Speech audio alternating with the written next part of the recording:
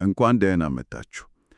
ዛሬ የምንመረምረው አንድ በጣም ጥልቅ ምናልባትም አእምሮን ትንሽ የሚያናውቁት ስነ መለኮታዊ ጥያቄ ነው። ሄሌል ብዙዎቻችን ሉሲፈር ብለን የምናውቀው ኃጢአት ባይሰራ ኖሮ ሁለተኛውም መለኮታዊ አካል ማለትም እግዚአብሔር ወልድ ሥጋ ለብሶ ሰው ይሆን ነበር።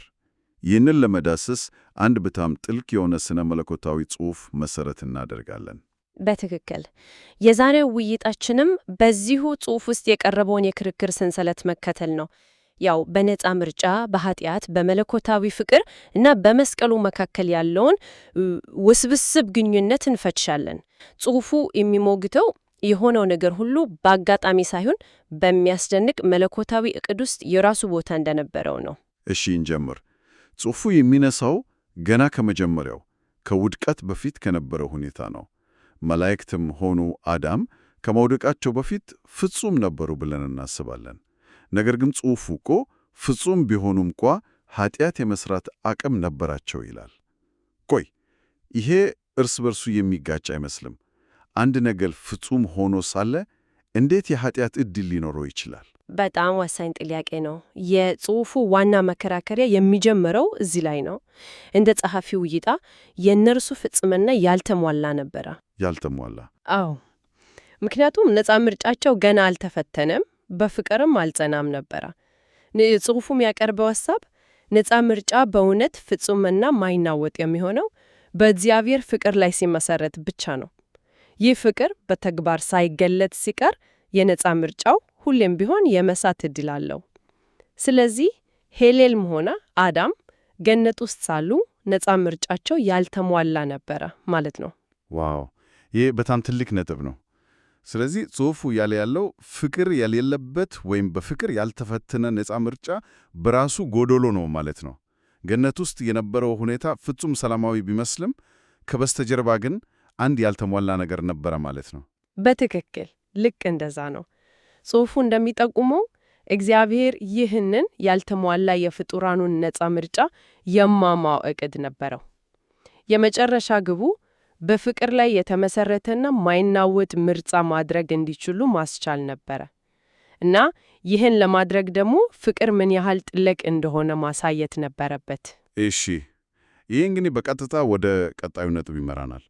ይህ ያልተሟላ ነፃ ምርጫ እንዴት ነው የሚሟላው? እና የመስቀሉ ሚና ምንድን ነው በዚህ ታሪክ ውስጥ? የጽሑፉ አመክንዮ እዚህ ላይ ነው የሚጠነቅረው። መስቀሉን እግዚአብሔር ፍቅሩን ያሳየበት የመጨረሻውና ታላቁ መገለጫ እንደሆነ ያስቀምጠዋል። ይህ የተገለጠው ፍቅር ማለት ፈጣሪ ለፍጡሩ ሲል ራሱን አሳልፎ መስጠቱ የፍጡራኑን ነፃ ምርጫ ያሟላል ይላል። እንዴት ነው የሚያሟላው? ምክንያቱም ፍቅር ይሄን ያህል ዋጋ የሚያስከፍል ከሆነ ከዚህ ፍቅር ውጭ የሚደረግ ማንኛውም ምርጫ ከንቱ መሆኑን በግልጽ ያሳያል። ስለዚህ ኃጢአትን ከፍጥረት ሙሉ በሙሉ ያስወግዳል። ስለዚህ ጽሑፉ ያቀረበ ያለው ክርክር የሄሌልና የአዳም ውድቀት እግዚአብሔርን ያስደነገጠ ድንገተኛ ክስተት ሳይሆን አስቀድሞ በታወቀው ዕቅድ ውስጥ መስቀሉን ለማቆም ያመቻቸ ክስተት ነው የሚል ነው። ውድቀቱ ራሱ ወደ መስቀሉ ያደረሰ ድልድይ ነበር ማለት ነው። በትክክል የጸሐፊው እይታ ይሄ ነው። ውድቀቱ አሳዛኝ ቢሆንም የእግዚአብሔርን ታላቅ የፍቅር ዕቅድ ለመግለጥ መድረክ ሆኖ አገልግሏል ይላል። እዚህ ላይ ነው እንግዲህ ጽሑፉ በጣም አስገራሚ የሚሆነው። ሄሌል ኃጢአት ባይሰራ ኖሮ ምን ይሆን ነበር የሚለው መላምታዊ ጥያቄ እጅግ በጣም የሚገርም መልስ ነው የሚሰጠው። አእምሮን የሚፈታተን ነው። ጽሑፉ ሁለት አማራጭ መላምቶችን ያቀርባል። መጀመሪያው እግዚአብሔር ፍቅሩንና ፍትሑን ለማሳየት ከመስቀሉ ውጪ ሌላ አስቀድሞ የተወሰነ መንገድ ይኖረው ነበር ይላል። ይህም ማለት የመስቀሉ መንገድ ብቸኛው አማራጭ አልነበረም፣ ነገር ግን በሄሌል ውድቀት ምክንያት የተመረጠው መንገድ ሆኖ ማለት ነው። እሺ፣ ምክንያታዊ ይመስላል። እግዚአብሔር ሁሌም ቢሆን ሌላ አማራጭ ፕላን ቢ ይኖረዋል የሚል ሐሳብ ነው።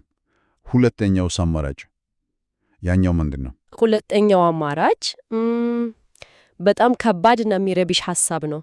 ጽሑፉ እንደሚጠቆመው ሄሌል ባይወድቅ ኖሮ እግዚአብሔር ኃጢአት እንዲሰራ አስቀድሞ የተወሰነለትን ሌላ ፍጡር በሄሌል ቦታ ያስቀምጥ ነበር ይላል። ቆይ፣ ይሄ በጣም ከባድ ነው። ይህ እኮ እግዚአብሔር ለትልቁ ታሪክ መስዋዕት የሚሆን ወራዳ ወይም ቪለን ያስፈልገው ነበር እያለ ነው። አንድ ሰው መውደቅ ነበረበት። የጽሑፉ ደራሲ ይህንን ከእግዚአብሔር ፍትሕና ፍቅር ጋር እንዴት ነው የሚያስተረከው? ይህ እኮ እግዚአብሔርን የድራማው ጸሐፊ ብቻ ሳይሆን ተንኮለኛ ዳይሬክተርም ያስመስለዋል። በጣም ትክክለኛ ጥያቄ ነው። ጽሑፉ ይህንን ለማብራራት የሚሞክረው ከፍጡሩ እይታ ሳይሆን ከፈጣሪው ሁሉን አዋቂነት አንጻር ነው። አመከኛው ይሄ ነው። የመስቀሉ ክስተት ለፍጥረት ሁሉ ፍጻሜ አስፈላጊ ከሆነ እና መስቀሉ ደግሞ የኃጢአት መኖርን የሚጠይቅ ከሆነ በቃ በእቅዱ ውስጥ የውድቀት ክስተት መካተት ነበረበት። ያንን ሚና ለመጫወት የተመረጠው ፍጡር በራሱ ነፃ ምርጫ ነው የሚወድቀው። ነገር ግን ያ ውድቀት በትልቁ እቅድ ውስጥ ቦታ ይኖረዋል። በጣም ውስብስብና ለመቀበል የሚከብድ ሐሳብ መሆኑ አይካድም። በጣም እሺ። ይህንን የውድቀት አስፈላጊነት ጉዳይ ለአፍታ ገታ አድርገን ወደ መስቀሉ ክስተት እንመለስ። እግዚአብሔር ለምን ራሱ ፍጡር መሆን አስፈለገው? ለምን ከሩቅ ሆኖ ነገሮችን ማስተካከል አልቻለም? ነጥቡ ያለው እዚህ ላይ ነው። በፍቅር ላይ የተመሰረተ የአገዛዝ ስርዓት ውስጥ ሕግ አውጪውም ራሱ ለሕጉ ተገዢ መሆን አለበት ይላል ጽሑፉ። ነፃ ምርጫ ያላቸው ፍጡራን እሱ ራሱ ማያከብረውን ሕግ እንዲያከብሩ የሚያዘዝንን አካል በሙሉ ልባቸው አይቀትሉም። ስለዚህ እግዚአብሔር ራሱ ፍጡር በመሆን ሕጉን እንዴት መጠበቅ እንደሚቻል በተግባር አሳየ ማለት ነው። እኔ የምጠይቃችሁ እናንተ የማትችሉትን ነገር አይደለም፣ እኔ ራሴ ያደረግኩትን ነው የሚል ኃይለኛ መልእክት ነው። በትክክል። እና ይሄ ደግሞ ጽሑፉ ከሚያነሳው ሌላ ሐሳብ ጋር ይገናኛል። እግዚአብሔር ሆን ብሎ ፍጡራን ተለያዩ ፍላጎቶች እንዲኖራቸው አድርጎ በመካከላቸው ግጭት ሊፈጠር የሚችልበትን ሁኔታ ፈጥሯል ይላል። ይህም ሌላው አስገራሚ ነጥብ ነው። ለምን ግጭት ሊፈጠር የሚችል ሁኔታ አስፈለገ?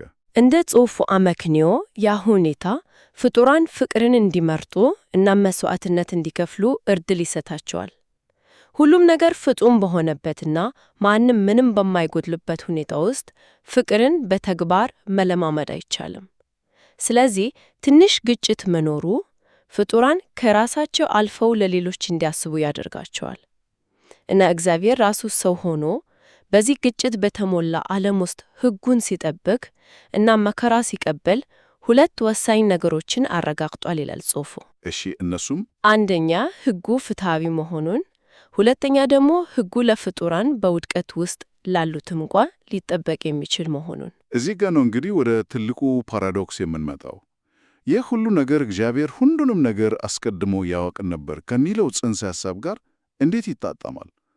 እግዚአብሔር ሄሌል የሚወድቅ አስቀድሞ ካወቀ የሄሌል ምርጫ በእርግጥም ነፃ ነበረ ማለት ይቻላል? ይሄ የስነ መለኮት ዘላለማዊ ጥያቄ ነው። ጽሑፉ ይህንን ለመመለስ የሚሞክረው የእግዚአብሔርን ከጊዜ ጋር ያለውን ግንኙነት በማንሳት ነው። እኛ በጊዜ ውስጥ ስለምንኖር ነገሮችን በቅደም ተከተል ነው የምናየው። ጽሑፉ እንደሚለው ግን እግዚአብሔር ከጊዜ ውጪ ነው። ያለፈውን የአሁኑን እና የወደፊቱን በአንድ ጊዜ ያያል። ስለዚህ አስቀድሞ ማወቅ ለእኛም የሰጠንን ትርጉም ለእርሱ አይሰጠውም። ስለዚህ ፍጥረትን ከመጀመሩ በፊት የሄሌልን ውድቀት እንደ አንድ የሂሳብ ቀመር አካል አድርጎ የመስቀሉን መንገድ ለመጠቀም ወስኗል ማለት ነው። የጽሑፉ አመክንዮ ያ ነው። በዚህ እይታ መሰረት ሄሌልም ሆነ አዳም በዚህ መለኮታዊ ድራማ ውስጥ የየራሳቸውን ሚና እንዲጫወቱ በቦታቸው ተቀምጠዋል። የእነርሱ ምርጫ የራሳቸውን ነፃ ምርጫ ሆኖ ሳለ እግዚአብሔር ግን ያንን ምርጫ በትልቅ ዕቅድ ውስጥ እንዴት እንደሚጠቀምበት አስቀድሞ ወስኗል ማለት ነው። ጽሑፉ በተለይ የአዳምን ሚናም ያብራራል። አዳም በራሱ ኃጢአትን መጀመር አልቻለም፣ ነገር ግን በፈተና ወደቀ ይላል። በሁለቱ መካከል ያለው ልዩነት ምንድን ነው? እጅግ ወሳኝ ነው። ጽሑፉ እንደሚለው ሄሌል ኃጢአትን ከምንም ነገር ለመፍጠር ያስችል ትልቅ ብርሃን ወይም መረዳት ተሰጥቶት ነበር። ያንም ብርሃን ይዞ መካዱ ይቅርታ የማያስገኝለት ኃጢአት ሆነ። አዳም ግን ያን ያህል ብርሃን አልተሰጠውም። ስለዚህ ኃጢአትን በራሱ ለመጀመር አልቻለም። በፈተና ወደቀ እንጂ። አዎ፣ በፈታኝ በኩል በመጣበት ፈተና ወደቀ። ይህ ልዩነት ለድነት ዕቅድ አስፈላጊ ነው። ምክንያቱም በፈተና መውደቁ ንስሐ ገብቶ መዳን የሚችልበትን በር ክፍት ይተውለታል። ከውድቀቱ በኋላ እንኳን ሕጉን ለመጠበቅ መቻሉስ ምን ያሳያል? ጽሑፉ ለዚህ ትልቅ ትኩረት ይሰጣል። ያ ደግሞ ሌላው አስደናቂ የጽሑፉ መከራከሪያ ነጥብ ነው። የወደቀው አዳም በሞት ሥጋ ውስጥ ሆኖ እንኳን የእግዚአብሔርን ሕግ መጠበቅ መቻሉ ሕጉ ምን ያህል ፍትሐዊ እና ሊከበር የሚችል እንደሆነ ያሳያል። በተለይ ላልወደቁት እንደ መላእክት ላሉ ፍጡራን ይህ ትልቅ ማሳያ ሆነ። አመክንዮ ይህ የወደቀውና ደካማው አዳም ከቻለ እናንተማ እንዴት አትችሉም የሚል ነው። እሺ፣ እስቲ አሁን እነዚህን ሁሉ የተበታተኑ የሚመስሉ ሐሳቦች አንድ ላይ ሰብስበን ትልቁን ምስል ለመመልከት እንሞክር። የዚህ ሁሉ ትርጉም ምንድን ነው? ለማጠቃለል ስንሞክር ጽሑፉ የሚያሳየን አንድ የኮስማዊ ክስተቶች ሰንሰለት ነው። ያልተሟላ ነፃ ምርጫ ነበር። ይህንን ለማሟላት ፍቅር መገለጥ ነበረበት። የመጨረሻው የፍቅር መገለጫ መስቀል ነው። መስቀል እንዲቆም የኃጢአት ውድቀት ያስፈለገ ነበር። ስለዚህ የሄሌል ውድቀት በዚህ ሰንሰለት ውስጥ የመጀመሪያውና አስፈላጊው ክስተት ሆነ። ስለዚህ ወደ መጀመሪያው ጥያቄያችን ስንመለስ ሄሌል ኃጢአት ባይሰራ ኖሮ ወልድ ሥጋ ይለብስ ነበር ወይ ለሚለው የጽሑፉ መልስ በዚህ ምክንያትና በዚህ መንገድ አይለብስም ነበር ነው ማለት ነው። በትክክል ለዚህ ዓላማ እና በዚህ መንገድ ሥጋ አይለብስም ነበር። ነገር ግን ጽሑፉ በመጨረሻ አንድ ትልቅ የማስጠንቀቂያ ሐሳብ ያስቀምጣል። ሄሌል ኃጢአት ባይሰራ ኖሮ ምን ይሆን ነበር የሚለው ጥያቄ በጊዜ ውስጥ ለምኖር ፍጡራን ሙሉ በሙሉ ልንመልሰው የማንችለው ምስጢር መሆኑን አምኖ ይቀበላል። የእግዚአብሔርን አማራጭ ዕቅዶች ለመረዳት መሞከር ከፍጡራን አቅም በላይ ነው ይላል። ስለዚህ የምናውቀውና መተንተን የምንችለው የተገለጠልንና የሆነውን ታሪክ ብቻ ነው ማለት ነው። እጅግ በጣም ጥልቅ እና አእምሮን የሚያነቃቃ ውይይት ነበር። በእርግጥ ዋናው ነገር የጽሑፍ የሚያቀርበው አንድ ስነ መለኮታዊ እይታ መሆኑን ማስታወስ ነው።